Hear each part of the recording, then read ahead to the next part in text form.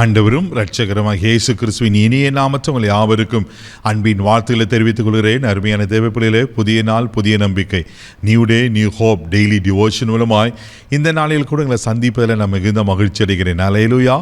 இன்றைக்கு கூட கர்த்தர் நமக்கு கொடுக்கிற வார்த்தை என்ன? நீதிமொழிகளின் புஸ்தகம் 10ஆம் அதிகாரம் 27வது வசனம் கூட வாசிக்க கேட்போம். கர்த்தருக்கு பயப்படுதல் ஆயுசு நாட்களை பெருக பண்ணும், துன்மார்க்கருடைய வருஷங்களோ குறுகி போம்.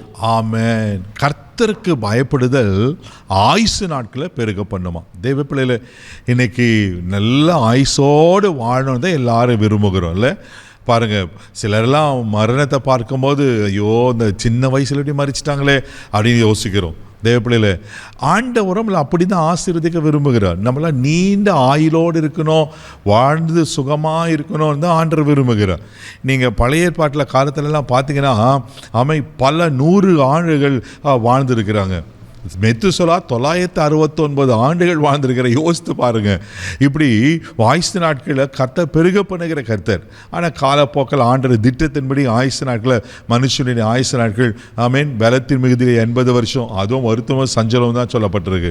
தேவப்பிள்ளையில் ஆண்டவர் இங்கே சொல்கிறாரு, ஆயுசு நாட்களை பெருக பண்ணுவேன். உங்கள் ஆயுசு நாட்களை அவர் கண்டிப்பாக பெருக பண்ணுவார். ஆனால் என்ன செய்யணுமா? கர்த்தருக்கு பயப்படுதல் ஆயுசு நாட்களை பெருக பண்ணுமா. ஹல்லேலூயா. அப்போ கர்த்தருக்கு பயப்படுகிற பயம் நம்மளுக்கு மிக மிக அவசியமாக இருக்கிறது. வேதத்தில் நம்ம வாசிக்கிறோம். அதே நீதிமொழிகள் புஸ்தகம் 19ஆம் அதிகாரம் 23வது வசனத்தை கூட வாசிக்கும் போது இப்படியாய் சாலமன் சொல்லுகிறார். வாசிக்க கேட்போம். கர்த்தருக்கு பயப்படுதல் ஜீவனுக்கு ஏதுவானது, அதை அடைந்தவன் திருப்தி அடைந்து நிலைத்திருப்பான், தீமை அவனை அணுகாது. பாருங்களேன், கர்த்தருக்கு பயப்படுதல் ஜீவனுக்கு ஏதுவானதான், தீமை அவனை அணுகாது. ஹல்லேலூயா. அப்போ கர்த்தருக்கு பயந்தனாக்கா நம்மளுக்கு ஜீவன் உண்டாகிறது. ஆயுசு நாட்கள் பெருகுன்னு சொன்ன போல நம்ம ஜீவன் பலப்படுகிறது. தீமை அவனை அணுகாது, ஒரு தீங்கு அணுகாது.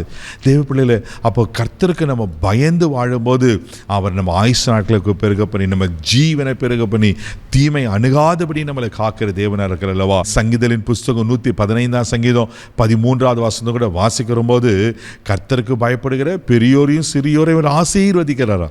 யாராக இருந்தாலும் பரவாயில்ல. தேவ பிள்ளையில பெரியவங்களும் சரி சின்னங்களும் சரி, எந்த ஜாதி மதம் யாராக இருந்தாலும் ஆண்டவருக்கு பயப்படுகிற பயம் இருக்கும்போது அவர் நம்மளை ஆசீர்வதிக்கிற தேவனாக இருக்கிறார். அல்லேலூயா.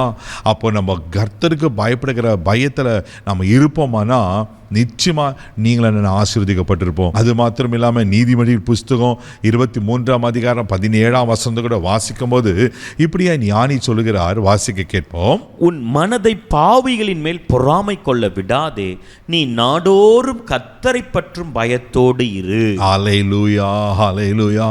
தேவப்பிள்ளையில நீ நாடோறும் கர்த்தரை பற்றும் பயத்தோடு இரு. இது என்னைக்கோ ஒரு நாளைக்கு கிடையாது.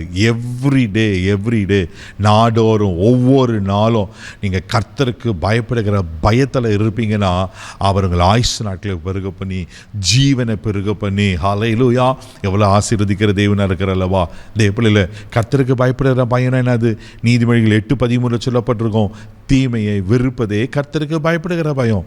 தீமையான காரியத்தை விட்டுருவோம், ஆண்டருக்கு பயப்படுவோம், ஆண்டவர்கள் வைத்திருக்கிற ஆசீர்வாதங்களை அளவில்லாமல் அனுபவிப்போம். அவர் ஆயுசு நாட்களை பெருக பண்ணி உங்களை ஆசீர்வதிக்க உண்மையில் இருக்கிறார். கண்களை மூடி நம்ம ஜெபிக்கலாம்.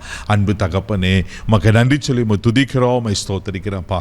அன்றே கர்த்தருக்கு பயப்படுதல் ஆயுசு நாட்களை பெருக பண்ணுன்னு சொன்ன போல ஆண்டவரே நாங்கள் உமக்கு பயப்படுகிற பயத்தில் ஆமேன் என்ற தீமையை விருத்து அன்றரே உமக்கு ஸ்தோத்திரிக்கிற அன்றரே ஜீவனை அடைய எங்களுக்கு உதவி செய்யும்படியே நாங்கள் ஜெபிக்கிறோம். உங்கள் கிருபைக்கு ஒப்பு கொடுக்குறான்ப்பா. அன்றரை கர்த்தருக்கு பயப்படுகிற பெரியோரை சிறியோரை ஆசீர்வதிக்கிற கர்த்தர் யாரெல்லாம் இதை பார்த்து கொண்டு இருக்கலாம் ஆசீர்வதிப்பீராக. இந்த நாள் முழுதும் கரம் பிடித்து நடத்தும், பாதுகாத்துக்கொள்ளும். கிருபைக்கு ஒப்பு கொடு. இயேசுவின் மூலம் ஜெபம் கேளும். ஆமே.